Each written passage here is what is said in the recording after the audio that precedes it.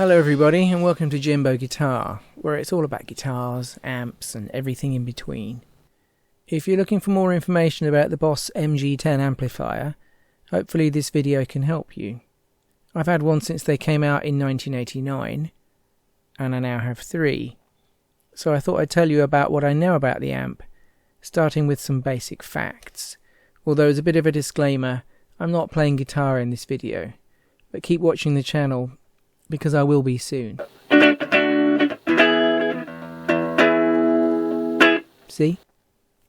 So if you didn't already know, the Boss MG-10 is a small solid-state guitar amplifier. Solid-state means it doesn't use valves or vacuum tubes, and that fact alone will alienate a whole bunch of guitar players. But whatever.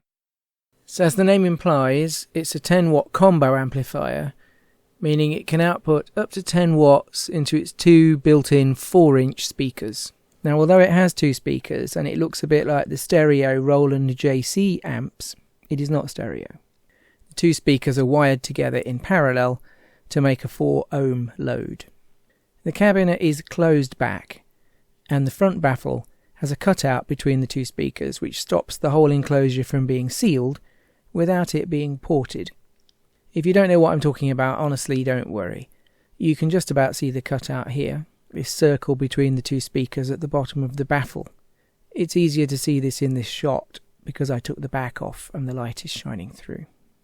Now the amplifier is mains powered, but with it having a closed back cabinet, there's nowhere to stash the hardwired power lead, which is one of the most annoying things about it, given that it's a small amp and therefore very portable. My original one came with a plastic strip for wrapping the cable up, and it worked for years before it fell off. You can see on this one how the plastic strip is starting to fail here, and soon I guess it will be gone. Now my original one also came with a moulded UK 3-pin plug for the 240 volt mains that we use here in the UK. You can wrap the cable up and stuff it into the carrying handle, but then you can't use the carrying handle. You might spot something interesting about my original amp, which is on the right hand side in this shot, because I moved the carrying handle from the top of the amp to the side so that I could stand my Yamaha Rex 50 effects unit on it. Now the amp on the left was a later acquisition. This has the handle on the top where it was intended to be. Now, as is standard for lots of small combo amps, the carrying handle is actually what holds the amplifier chassis inside the cabinet. Now over time, the black steel parts of the carrying handle can rust. So if you see an amp like this second hand and those parts are rusty, don't let that put you off, because it's not the end of the world. The cabinets are made of chipboard or particle board and are fairly sturdy, but they're not indestructible. One of mine has been damaged in the past. It's not obvious in this shot, but something happened between the top of the speaker grill and the side of the cabinet, and although it's not broken, it looks like it's suffered a blow or a fall in the past. Chipboard ultimately does not have the same strength as plywood. Now, the cabinets are covered in black textured vinyl with black plastic corner protectors. The speakers are covered with black nylon mesh, which has proved very sturdy on mine over the last 30 years. According to the manual and my tape measure, the amplifier measures 32 by 24 by 17 centimeters, which is about 12.5 by 9.5 by 6.5 inches, and it weighs 4.9 kilograms, or about 10 pounds. Now the amp itself is quite balanced. Big amplifiers tend to be heavier where the transformer and speakers are, for example, and it's a really cool size. Check it out next to my SG guitar, for example. It has 7 controls on the front for shaping the sound. You've got gain, volume and master volume controls, and bass, middle, treble and presence EQ controls. If you're familiar with guitar amplifiers, you will know that more gain and volume equals more overdrive or distortion or fuzz, which is that punky heavy metal sound. A master volume controls the overall volume, regardless of how much distortion you dial in. The 7 controls, as you can see, have got these blue-topped control knobs. All of mine on my original amp have survived, but the 2 I subsequently bought have both lost at least one knob. Check out the presence knob, for example. And just about everyone I've seen on eBay has been missing one or more of these knobs.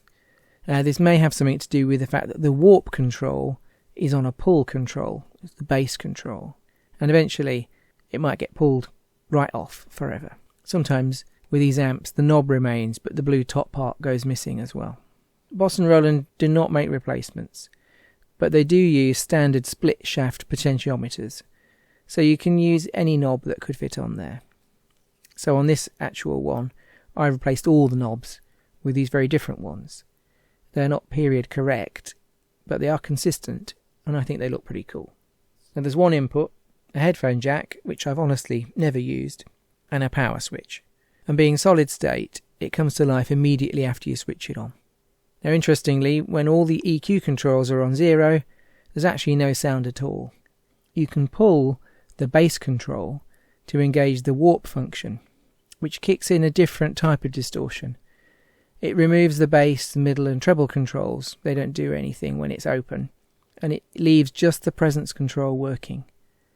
If you're familiar with it, presence of course is like super duper treble. It brings out the very high frequencies of your guitar. So the amp predates notions of like a clean channel and a crunch channel and a lead channel and so on, which you might be familiar with modern amplifiers. You basically just get one sound to play with depending on how you have the control set, and if you want something different, you have to change the controls. The warp control isn't like a separate channel, for example, unless you really wanted that sound as a preset. It certainly isn't something that is worth modding the amplifier to make it foot switchable or anything like that. But as I mentioned, I'm not playing guitar in this video. But suffice to say, this amp, with its 10 watts of solid state power and 2 4-inch speakers, is not a heavy sounding amp, in the same way that something with a 12-inch speaker will be, or multiple 12-inch speakers. Those 2 4-inch speakers just don't deliver a lot of bass, and they don't move a lot of air, even though it can be quite loud. But you do get a huge variety of sounds out of the amp, from clean to really exactly what you might imagine warped distortion would sound like. As I mentioned, it is also quite loud for a little 10-watt amplifier, but it won't be loud enough to compete with a live drummer. And it won't sound like a Plexi, or an AC30, or a twin reverb. What it sounds like is like itself. It totally predates the idea of modelling amplifiers, and instead it's a throwback to the age of practice amplifiers which help you bring out the formal qualities of your electric guitar, rather than being something which gives you the sound of another guitarist in a little box.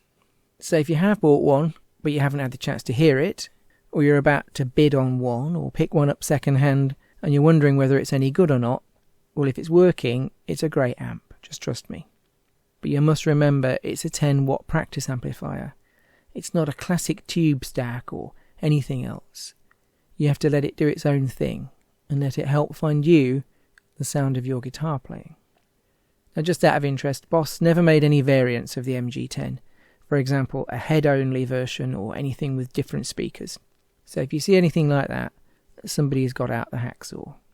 Now, they did make the MG-80, which is an 80-watt version with 2 6.5-inch speakers. Now, I've also got one of those, and they are bigger and much heavier amps.